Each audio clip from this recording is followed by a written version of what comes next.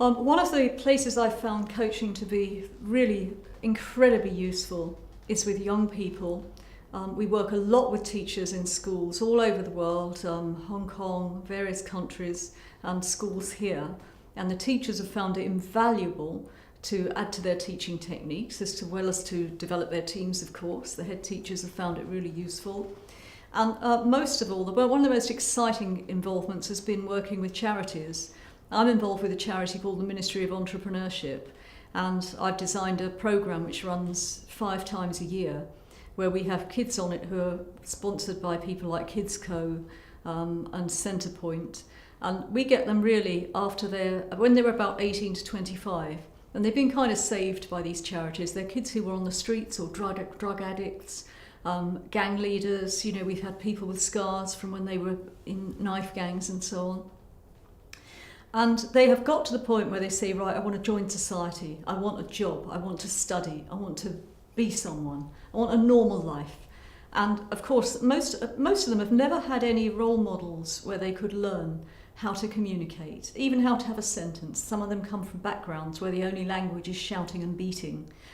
And they've had all of their confidence beaten out of them by parents and so on. And what we give them is the communication skills to support their new intentions and their new ambitions.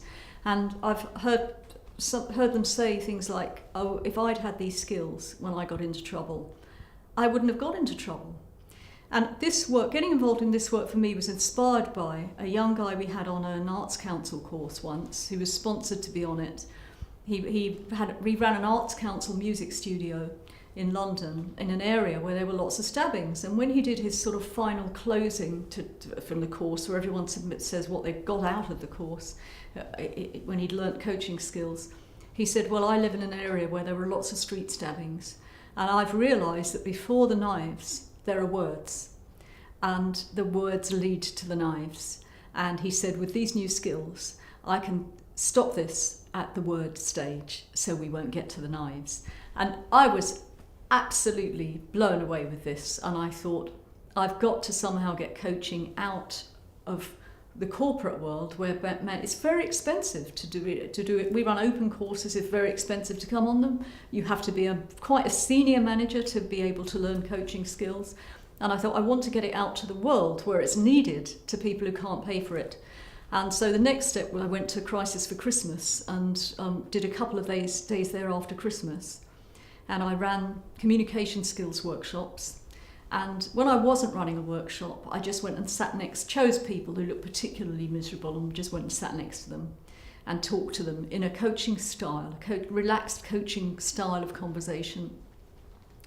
And I wanted to find out how useful coaching skills would be in that environment. And I was working in the rough sleepers shelter. So these people, it was one of the coldest winters we'd had. These people had come from sleeping on snow-laden streets, and at New Year they were going to be taken by bus and dropped back to where they'd been picked up and to sleep in the snow again. And some of them were ex-drug addicts who could have gone and slept on the floor of a friend, but they knew if they went back to that environment, they would end up back on crack. So they preferred to sleep in a park in the snow rather than... So that's how dedicated they were when you got to the bottom of it, that's how dedicated people were to changing. And there was one particular man who was very old, very weather-beaten, and loads of fun. He laughed all the time. And he was playing cards with people all the time and just enjoying the food and the warmth and everything. But I sat with him a few times, had a few conversations with him, and he identified that he had a gambling addiction and a drink addiction, and he identified during those conversations that the reason he did these things was because he was lonely, and he'd never had that revelation before. And he ended up by pulling a number out. He'd been carrying a number around with him for years of a rehabilitation thing done by nuns for addicted gamblers. And he'd carried the number around. He said, I've never rung it. I know I should, but I've never rung it. And he put it on the table. He said, when I get out of here, I'm going to ring this number. And I don't know if he did, but it just really taught me this is where coaching is needed more than anywhere else. And so when my colleague at the Association for Coaching, Darren Robson, created the Ministry of Entrepreneurship, he asked me to provide the coach training. So it was just really what I've been looking for, to get the skills out to a much broader audience. We've had people who've come off the courses and built businesses, and we know we're really making a difference.